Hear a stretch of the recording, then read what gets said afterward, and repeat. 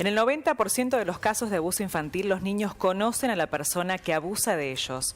Los abusadores desarrollan una relación de confianza con sus víctimas a fin de crear una conexión que les permite iniciar el abuso. Los abusadores también necesitan ganarse la confianza de los adultos que están alrededor de sus víctimas para lograr que los dejen solos con los niños y para evitar las sospechas. Entonces, ¿qué sabemos de los abusadores? ¿Existe un perfil del abusador? Bueno, esos son los interrogantes, algunas de las preguntas que vamos a tratar de responder con esta columna quincenal que tenemos junto a Sebastián Cuatromo y a Silvia Piceda desde la ONG Adultos por los Derechos de la Infancia. Le damos la bienvenida en esta tarde de Telediario Federal. ¿Cómo están? Buenas tardes. Hola, ¿qué tal? Buenas tardes. Muy buenas tardes. Bueno, un gusto tenernos nuevamente por acá para hablar de estos casos de abusos, para visibilizar y para decir basta. Ese es el objetivo de cada tarde cuando enfrentamos esta entrevista. ¿Existe un perfil del abusador definido? En verdad el perfil es el no perfil, ¿no? Ajá. O sea, lo que hay que entender es que abusadores y abusadoras no tienen ninguna característica en particular y esto es lo que nos hace conmover tanto cuando nos enteramos que alguien de nuestra confianza, en mi caso, cuando tuve que asumir que el hombre del que me había enamorado y había tenido mi hija, había abusado de su hija mayor. Uh-huh. Es una sensación espantosa. Y esto también pasa al interior de las familias, en los diferentes grupos de pertenencia de los abusadores, como pueden ser cuando hablamos con docentes, cuando hablamos dentro de las diferentes religiones, por ejemplo, de la religión católica, con otros curas, o con otras personas pertenecientes a diversos lugares donde existen denuncias y estos abusadores se mueven, que habitualmente son lugares y profesiones y situaciones donde tienen contacto con niños y niñas. Por eso nos encontramos con abusadores médicos, docentes, curas y por supuesto padres, padrastros, abuelos, tíos, tías. Esto que decía, que escuchaba antes cuando nos estaban presentando, el 90% de los abusadores son personas conocidas por el niño o niña y de su entera confianza. Uh-huh. Y en ese no perfil, Silvia y Sebastián, ¿qué características podríamos enumerar o definir que dan cuenta de una persona abusadora? ¿Hay estrategias, características, cualidades que desarrollan justamente para lograr con su cometido? Nosotros decimos que lo fundamental es escuchar a los que hablan. Uh-huh.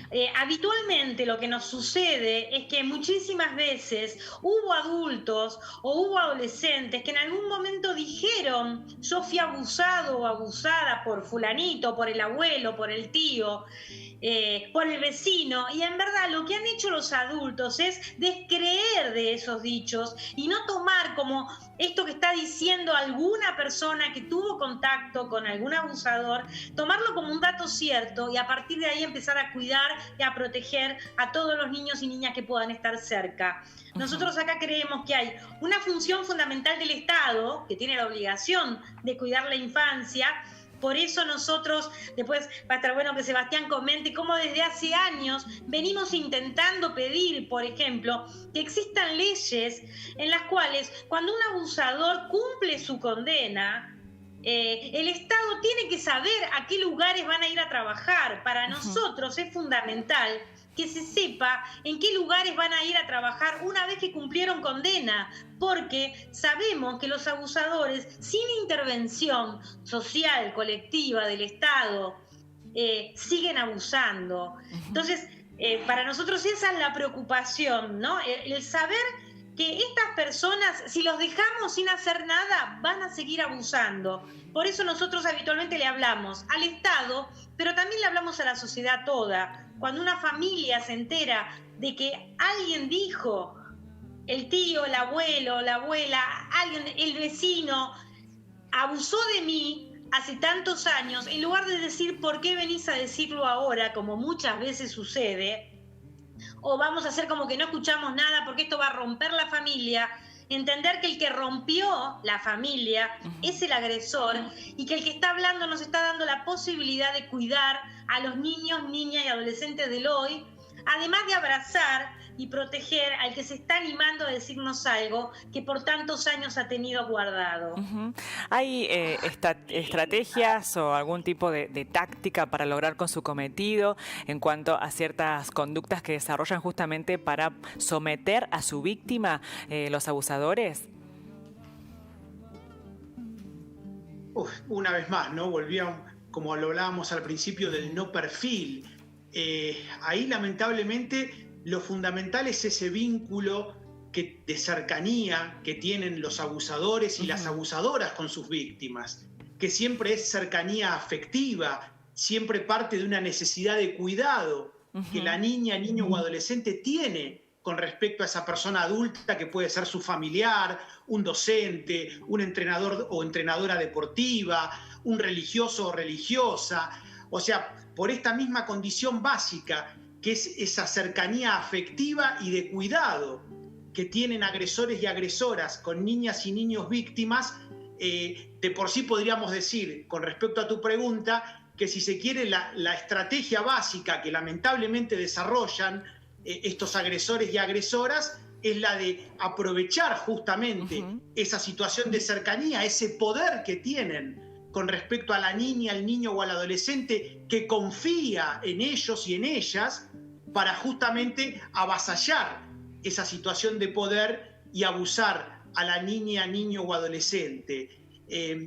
Ciertamente este es uno de esos tantos puntos que generan mucha angustia y mucha zozobra cuando los reflexionamos como comunidad adulta, porque diríamos desde nuestra experiencia que la estrategia básica está dada por esa misma cercanía y esa misma proximidad, desde el cuidado y desde el afecto, nada menos, que la niña, niño o adolescente tiene depositado en ese agresor o agresora. Así es, por eso es tan importante, ¿no? Denunciar justamente, y para poder crear, bueno, un registro también para que el Estado, bueno, pueda tener datos suficientes para identificar en qué lugar, en qué ámbito está desarrollando esa persona que es abusador o abusadora y que ya pagó su condena, pero que busca reinsertarse de alguna manera, ¿no? En un ámbito que a lo mejor lo puede exponer para nuevos casos de abuso, ¿no?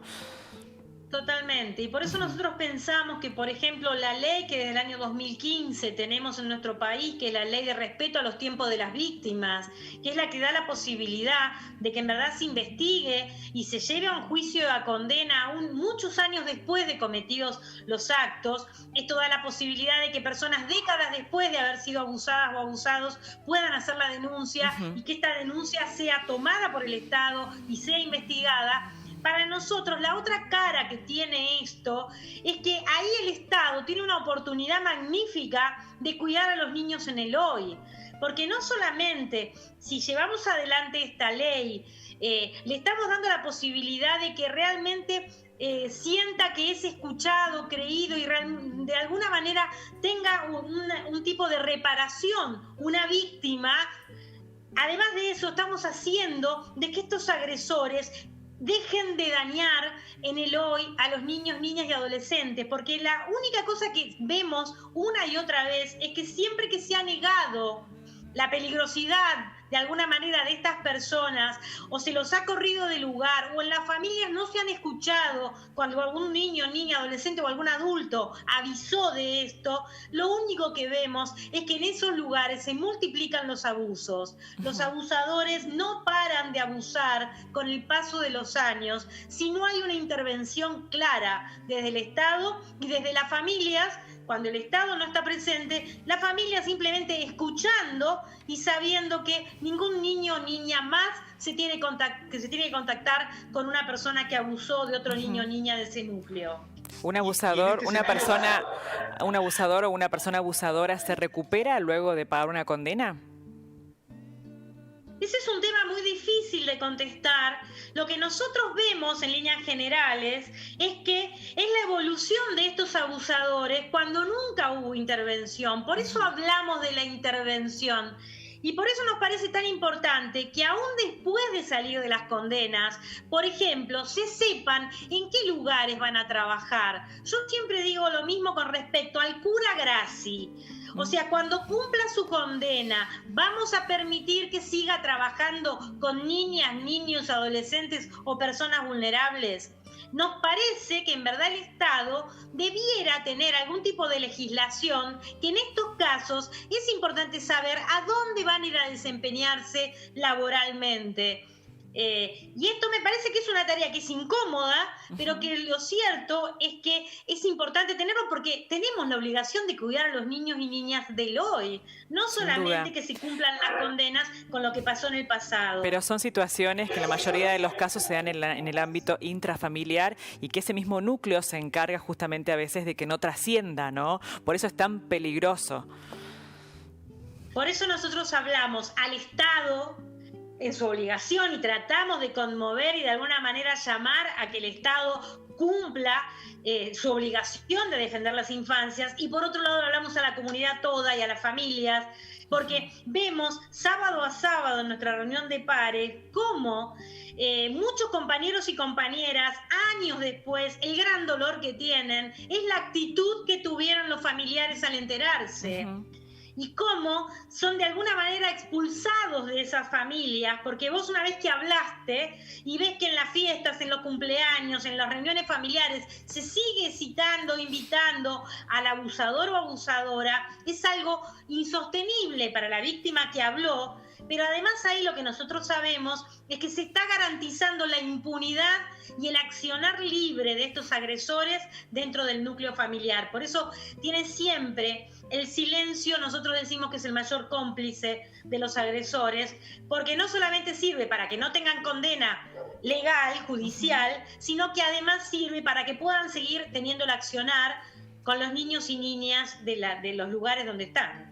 Y en este sentido también compartirle siempre desde nuestra convicción de que para criar a un niño o niña hace falta una aldea, es decir, del compromiso del conjunto de la comunidad.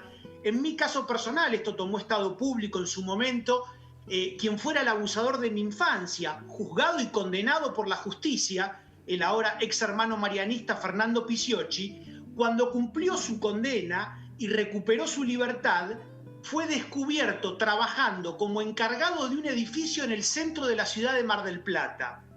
Y las personas que lo descubrieron, sin siquiera haber tomado contacto con nosotros, lo que hicieron fue pedir su expulsión de ese puesto de trabajo por algo tan sencillo y tan saludable como sentir que un corruptor de menores que había sido juzgado y condenado por ese delito no podía estar desempeñándose en un trabajo que le daba una situación de poder y de acceso con respecto a niñas, niños, adolescentes y personas vulnerables, como en este caso era la de ser el encargado de un edificio en el centro de la ciudad de Mar del Plata.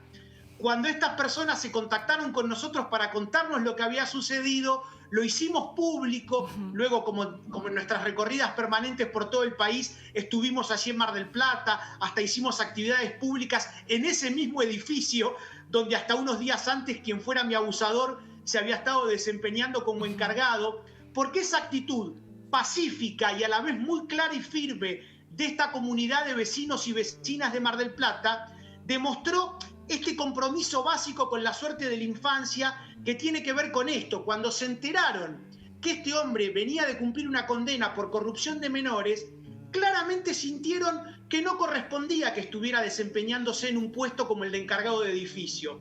Y en ese momento lo que hicimos fue motivar un debate público, como solemos hacerlo desde hace años, que inclusive nos llevó a reunirnos con distintas legisladoras y legisladores en el Congreso Nacional, donde lo que planteamos fue una propuesta de proyecto de ley que, sin discriminar derechos laborales, estableciera claramente en qué oficios y profesiones se iban a tener que desempeñar quienes venían de cumplir condenas por delitos como el de abuso sexual. Eso quedó nada más que en una propuesta y en un debate público que circuló en distintos ámbitos, pero me permito compartirlo aquí desde la perspectiva esperanzadora, y una vez más, del buen ejemplo de cómo cuando hay una comunidad que se compromete con la suerte de la infancia, de manera pacífica y a la vez muy clara, esa misma comunidad puede intervenir, como lo hizo esta comunidad en Mar del Plata, en este caso no permitiendo que este corruptor de menores volviera a estar en una situación de poder, en este caso laboral, con respecto a niñas, niños y adolescentes. Sin duda, por supuesto. Bueno, de hecho existe, ¿no?, un registro nacional de datos vinculado a los delitos contra la integridad sexual, ¿no? Pero sería importante que el Estado tome partido en esta situación, ¿no? En qué lugar van a trabajar o se van a desarrollar esas personas, ¿no?, que han abusado de menores. Bueno, siempre es realmente muy, muy interesante, muy provechoso el tiempo que nos tomamos para decir basta, para informar, para hablar de estos temas aquí en nuestro telediario. Por eso les agradecemos muchísimo el tiempo que nos brindan. Invitamos a aquellas personas que quieran contactarse con la ONG Adultos por los Derechos de la Infancia, bueno, que lo pueden hacer a través de las redes sociales, ¿verdad, Sebastián y Silvia? Así es, de todas las redes sociales, Adultos por los Derechos de la Infancia, Adultos con X en lugar de la O. Allí estamos todos los días del año y desde hace años, recibiendo siempre a nuevas personas que se suman a compartir sus dolores, sus intentos de acompañar a niñas y niños víctimas, y es maravilloso ver cómo esa red de vínculos y de solidaridad no para de crecer en todas partes. Y ayuda a sanar también, me imagino, ¿no? Por supuesto, porque lo que tomamos es el compromiso de que nuestros dolores de infancia sirvan para cambiar la infancia de los niños y niñas de hoy. Y eso es un camino muy sanador para los que tenemos dolores. Sin duda. Muchísimas gracias. Un abrazo. Abrazo. Un placer, gran abrazo. Gracias. Hasta pronto. Adiós. Hasta luego.